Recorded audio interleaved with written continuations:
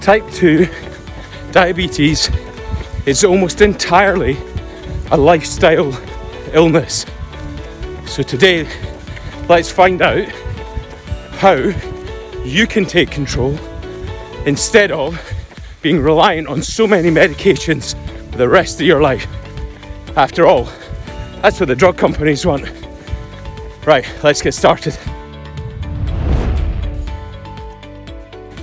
Morning everyone. Thanks for joining me on another run. Yeah, today I'm going to be ranting about type 2 diabetes. Unlike a recent video I did where the rain washed my notes off my hand, I have gone with a Sharpie this time. So hopefully that means my notes won't dribble off and I won't go into a rant. Okay, so first up, let me just say what a lovely morning it is. It's only 2 degrees though and it's mid-April. Oh jeez, so much for spring has sprung. Anyway, before we go any further, I want you to be absolutely clear that I have been practicing medicine for over 20 years and I've been a GP for almost 15 of those, and I've dealt with diabetes for many years. So if you are going to do any of the things that I suggest today, please discuss it with your diabetic nurse specialist or your GP. Actually, not your GP, they're too busy. Speak to your diabetic consultant because actually, if you do start doing some of these things, your blood sugars might fall and you will need someone to help you tailor your diabetic doses.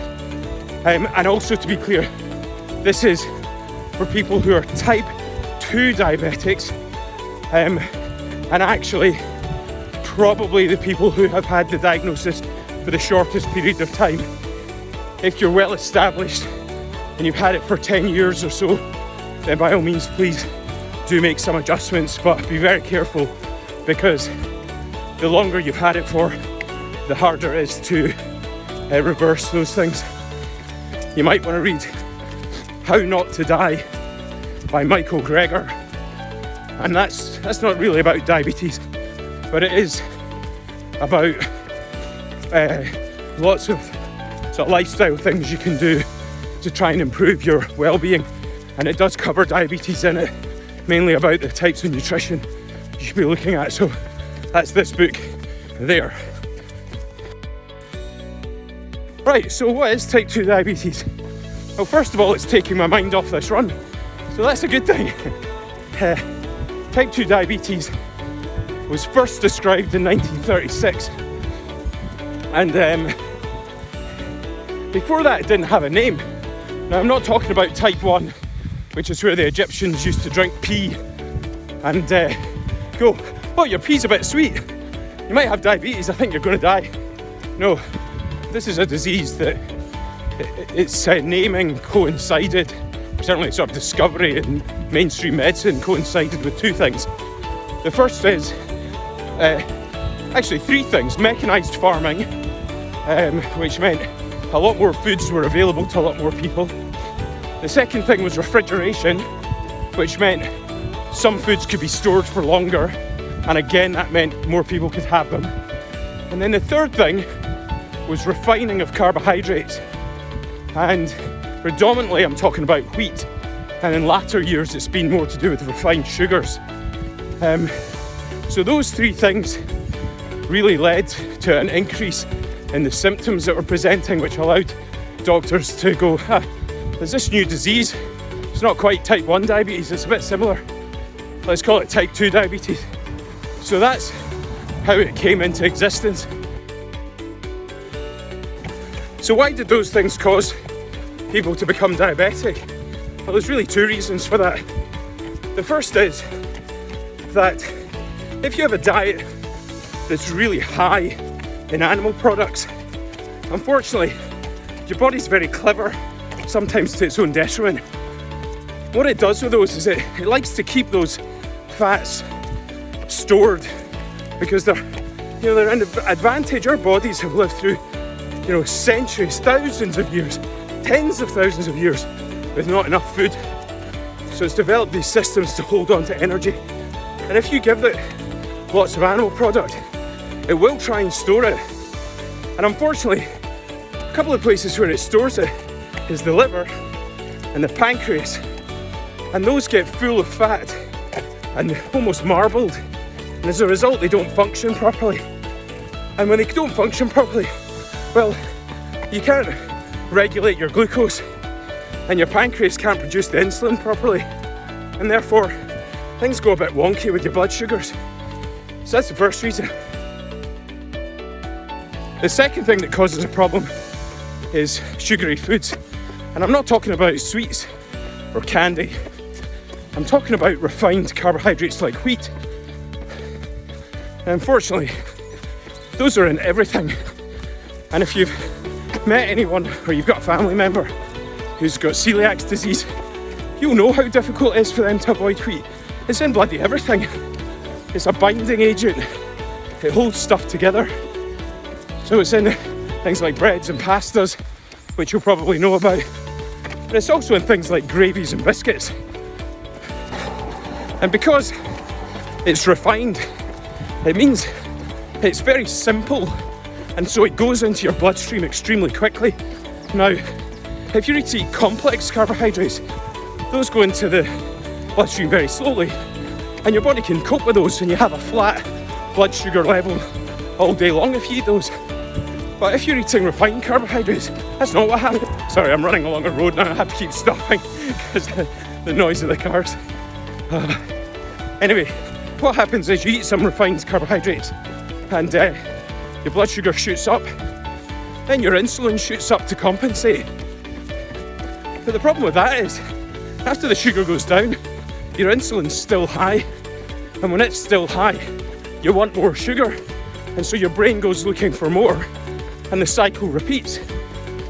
And with this sort of, I guess, tidal wave of foodstuffs containing refined carbohydrates, we're very vulnerable to these spikes in glucose and then spikes in insulin. And unfortunately, your poor pancreas, which is riddled with all the animal fat you've been consuming, really struggles and eventually gives up. And that's you with type 2 diabetes.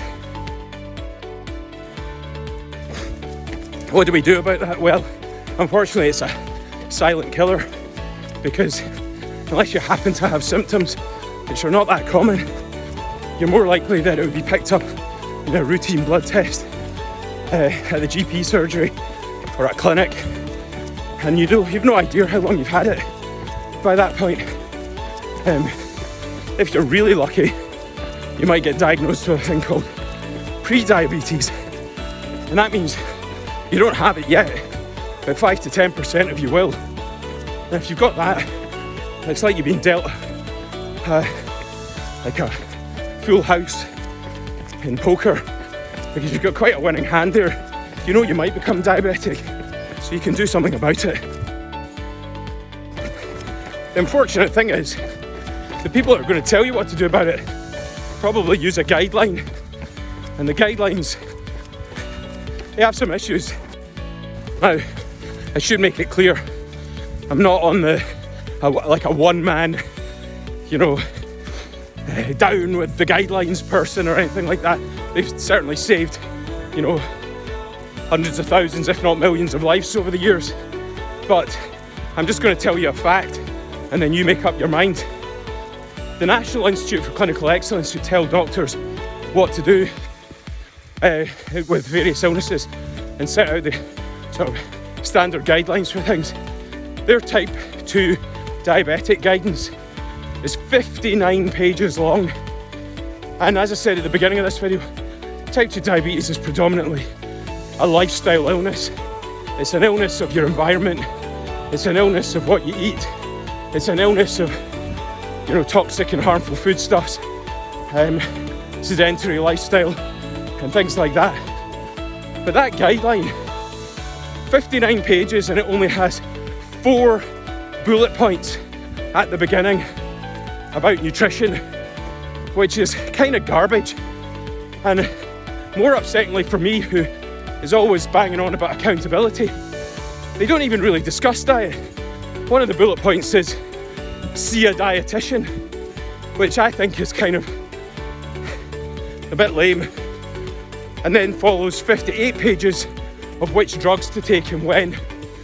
So this video hopefully will allow you to make some other decisions, and that might, in the long term, you know, save you a fair bit of grief. And I'm not saying don't do what your doctor says or your diabetic consultant. I can't make that clear enough, but they're far too busy to go into the details of this. And often you just get a prescription, get told to monitor your sugar, and then the next time you go back a year later, things aren't so good and you'll end up on another prescription. So keep listening, because I don't want that to happen to you. I want you to be empowered to make some different decisions. What can you do? Well, it is worth saying that the average American eats 105 kilograms of meat a year, and the average Brit eats 85 kilograms of meat a year.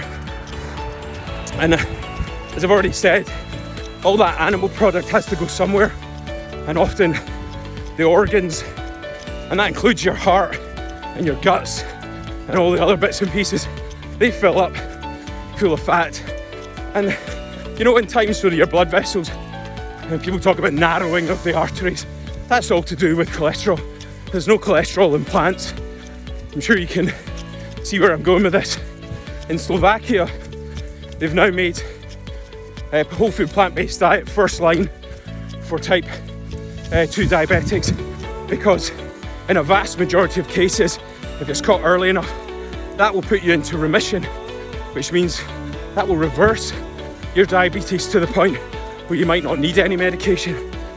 That's not the normal practice in the UK. We do sort of give a cursory nod to lifestyle, but generally your first tablet is going to be either, well, usually it's going to be metformin, and you know, ask some people who are on metformin, they'll tell you it was a bit of a ropey ride at the beginning, perhaps with stomach upset and diarrhea, things like that. So first thing we should always try and help people have a look at is a whole food plant-based diet. Next up is talking about the timescales here. I did mention it briefly before. The sooner you get on this, the better. If your pancreas has been hammered for a decade, the chances of you being able to produce enough insulin, even for a small amount of carbohydrate, that's quite slim, no pun intended. So if you do get a diagnosis of type 2 diabetes, do make sure that you have a discussion with your doctor about how high is my blood sugar? How long do you think it's been like this? Have I previously had blood sugar tests? Because if you've got a glucose test from 3 years ago that was normal, there's a possibility this is a new diagnosis and not one that's been insipid and sitting there for years. And you might do well by going on the diet. I say the diet, I mean changing your nutrition, not diet. Diet's a 4-letter word. See this video. Changing your nutrition. And look, if your doctor or your nurse specialist doesn't know enough about it, you know, go and find someone who does. But also, you can do it. You can go and look up stuff and watch videos and read books and learn more about your illness. It's not someone else's illness. People always say, oh, my diabetes is out of control. Yes, it's your diabetes. You're the one that should be looking after it. Even though you're getting medical support, pharmaceutical support, it's still you that's going to be the one who suffers the consequences. So have a chat about when you think you were diagnosed, and see if this is the right thing for you to do. Look at this, what a lovely run. I've not really talked about exercise today, but definitely exercise plays a role. If you do lots of exercise, your blood sugar will drop, and that can be helpful. There's some evidence now for even doing weight training for people with type 1 diabetes who are managing their symptoms through exercise and weight training. I can't remember what it's called, something like the gated insulin theory or something. Have a look at that. Yeah, it's a lovely morning today. Nice to be out. That's gorgeous, isn't it? Look at that. Jeez. For those of you still in your bed, you should get out and have some of this. It's the best medicine. Bit of exercise, bit of sunshine. Amazing. As I've said before, that's another thing I always say, as I've said before, yeah. Anyway, it's important not to go against what's called conventional wisdom.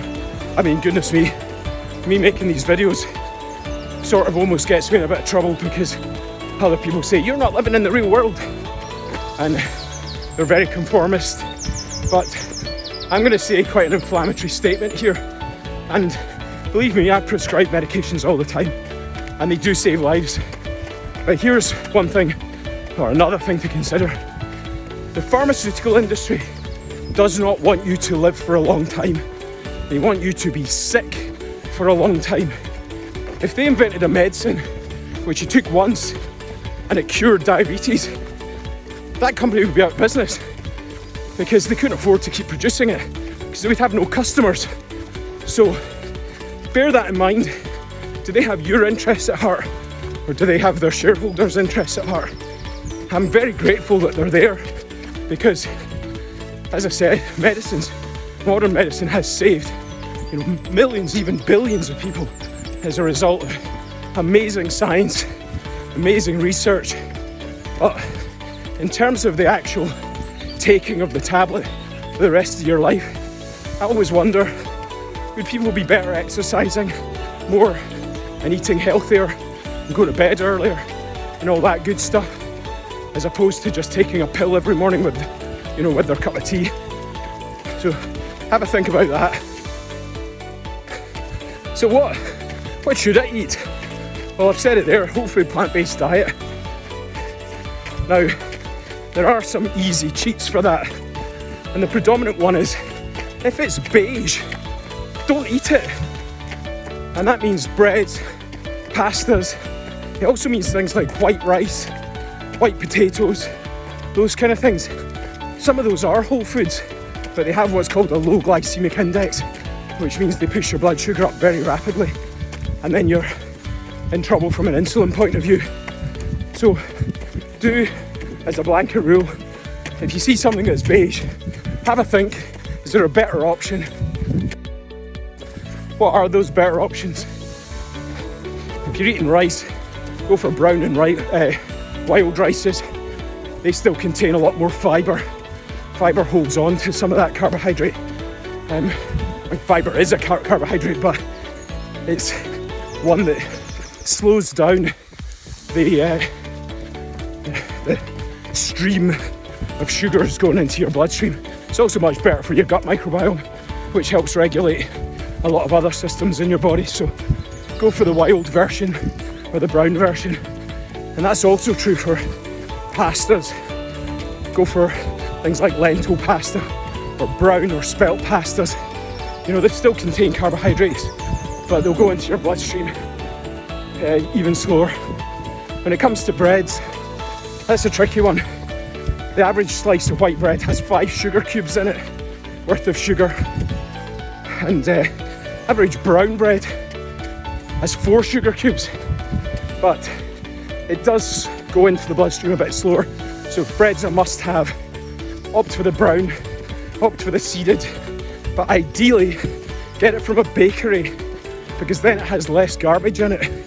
The bread you see in the supermarket, even if it says brown bread, has probably been sitting there for many, many months. Well, not there, but in a freezer, and it's full of preservatives, stabilising agents, things like that, which are not very good for you. So opt for bakery bread and only have it as a treat and have it in moderation. So another thing, as well as the beige foods to avoid, is animal product. And I've mentioned that before. Now, animal product generally, if it's fresh animal product, eggs, milk, milk does have some sugar in it, but meats and eggs and things, they don't have any sugar in them, or certainly tiny quantities, and they're not going to affect your blood sugar. But what they can do is they perpetuate the cycle of you having a marbled set of organs you know, organs full of fat. So when you get a marbled steak, it tastes really good, but I'm afraid it's not the meat, the muscle that's making it taste good, it's the fat. So if you cut those out of your diet, you begin to use up your sources that are stored in your bloodstream, in your organs, and that means the organs might perform better. So that's the reason to miss out meat and things like dairy and eggs. Okay, something people also say quite often is, if I can't have sugar, is it okay to have sweeteners? And the answer to that is no. Oh, lovely weather. The reason you shouldn't have sweeteners is actually two reasons. The first one is your body's not very good at telling that it's not actual sugar, and per gram a sweetener is about 50 times stronger than sugar, so they're very, very potent, and as a result, when you have sweeteners, your body will still produce insulin and it still thinks it's going to get some sugar, so you're making your pancreas and your liver and all these organs work when they don't need to, and that's you wasting a precious resource. So that's the first reason. The second reason is that if you take two people and one drinks Coca-Cola and the other one drinks Diet Coke, over the course of a week, the Diet Coke drinker will consume 200 to 400 calories more per week than the Coke drinker. And the reason that happens, I'll tell you in a second. Okay, the reason that happens is that when you don't get that sugar fix, I'm afraid your brain goes looking for it.